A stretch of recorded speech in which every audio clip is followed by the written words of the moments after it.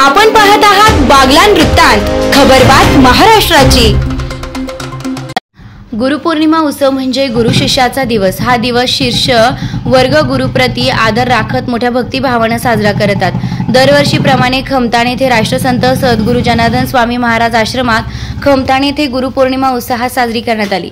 सकाळी 5 वाजता केदारेश्वर महादेव रुद्राभिषेक, 6 वाजता काकड आरती, भजन महाआरती, नाम जप, तसेच सकाळी 9 वाजता गावातून पालखी मिरवणूक श्री ज्ञानदेव तुकाराम कृष्णाजी महाराज की जय या जयघोषाने टाळ मृदुंगाच्या गजरात परिसर दणाणून निघाला होता।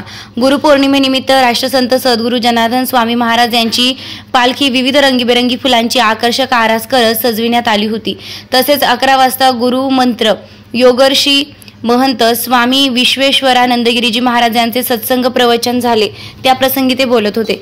गुरु आपल्याला जीवनाचा मार्ग दाखवतात। संसार दुःखलाय आहे, या दुःखालयातून सुखी जीवनाचा मार्ग दाखवण्याचं कार्य करताना ते आपल्याला आत्मवृष्टी प्रदान करतात।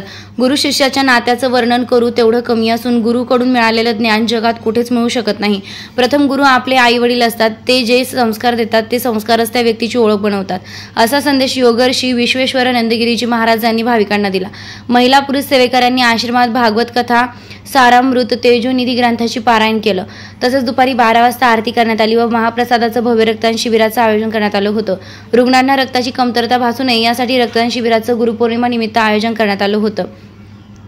पावन पर्वावर ब्लड ग्रुप नाशिक यांच्या सौजन्याने सकाळी 11 ते 4 वाजेपर्यंत रक्तदान शिबिराचं आयोजन करण्यात आलं।